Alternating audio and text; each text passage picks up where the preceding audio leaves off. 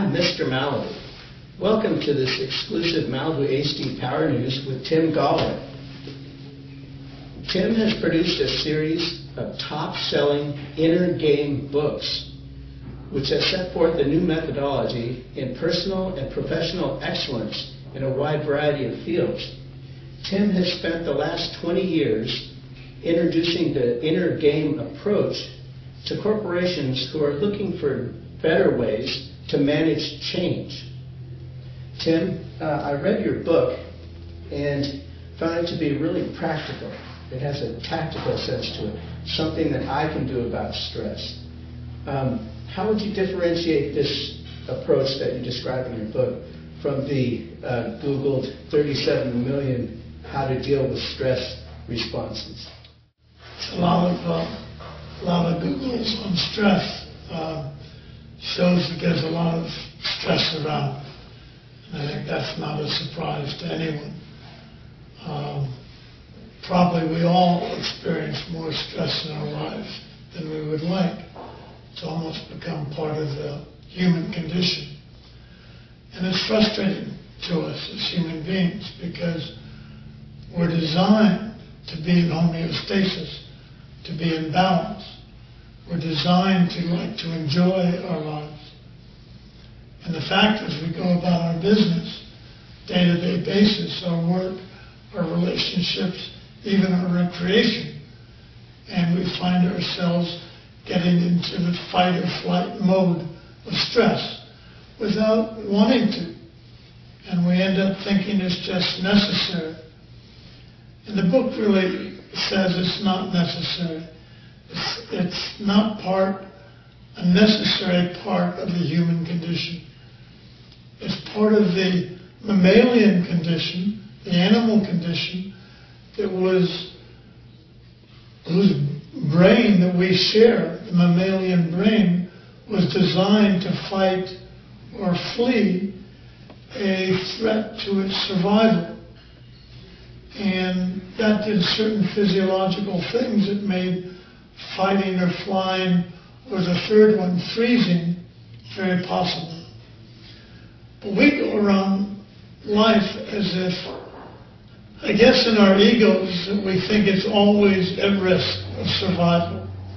We think any failure is at risk to our survival, any prospect of failure, any challenge to our self-esteem or our esteem in the eyes of others is a threat to our inner survival, and we go into stress about it. More than 50% of the conditions that people go to general practitioners for, health practitioners for, are stress related. So it's a serious problem that's not just going to be solved by take a drug here, take a pharmaceutical here, get some exercise, eat right. Those can be necessary things in the whole battle against stress. But really you need to get at the cause. Where does stress come from? How come we're in so much of it, so much of the time, and deal with the stress at that level? How do you introduce the understanding to somebody who is maybe in a lot of stress, but it doesn't occur to them that the stress maker is actually coming from the inside? And how do you get that kind of understanding to a person? It seems as though they would really benefit from reading this book if they just had the option that, hey, this is a tactic that I could employ to deal with this, as like you're saying, as opposed to doing exercise with it. Well, it's interesting. One of the tools in the book is called the control questions. And it suggests that you're going to be a lot saner and a lot more productive if you deal with those things that you do control and don't bother so much with those things you don't control. And you don't really control a lot of what happens to you, but you do control you can control how you respond to those things that happen. And it's in our response, it's in our interpretation of what's happening I mean, take it down to simple event of a tennis ball coming right towards your backhand, which is your weakness. And instead of seeing it as a ball that has a certain speed and a certain velocity, you say, uh-oh, here comes a mistake. Here comes something I'm likely to miss.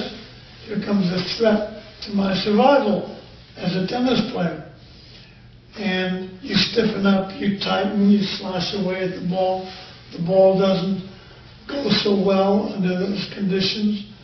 And you say, I really do have a bad backhand. So you reinforce the self-image. So if you can understand that there's something we call the stress maker in all of us that sees situations as threats to ourselves. And that triggers the whole stress response that in animals was designed to be short-lived. And with humans, we're living with it, that we can become aware that we're interpreting events in a certain way that causes stress.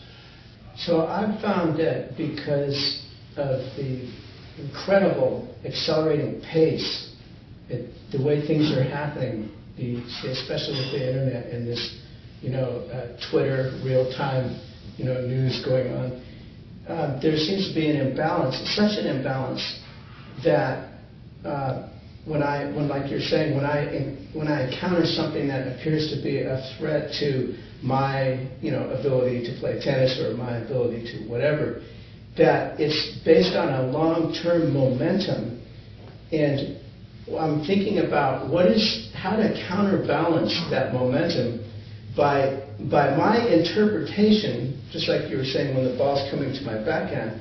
How can I balance the interpreter inside of me that's taking in this information and saying, I want to interpret it to my benefit. Right. That this backhand is coming to my benefit. Maybe I can learn something here. Right. Or maybe I got fired because it's for my benefit. Or maybe my car broke down. Things that normally cause stress could actually become to my benefit. Do you have tactics for that? For the balance? Well, definitely that brings to mind the stop tool. And the stop tool, we call it the mother of all tools, because without that, you're going to go with the momentum. And the stop tool means exactly what it says. Stop. Stop the momentum. The mental momentum, the emotional momentum, the physical activity momentum for a second, maybe 5 seconds. Enough time to step back. The S in stop is step back out of it. Out of the it that you're involved in, so that you can think clearly. What am I really trying to accomplish here? How do I want to feel during the accomplishment of this goal? And you get clear really on what you really want. This conversation could be called a stop for people. They're stopping the stress to think, well, do I really need to have this much stress in my life? They're thinking about it. Hopefully they're organizing those thoughts and will proceed back into action without having to carry so much stress. That's certainly the intention of the book.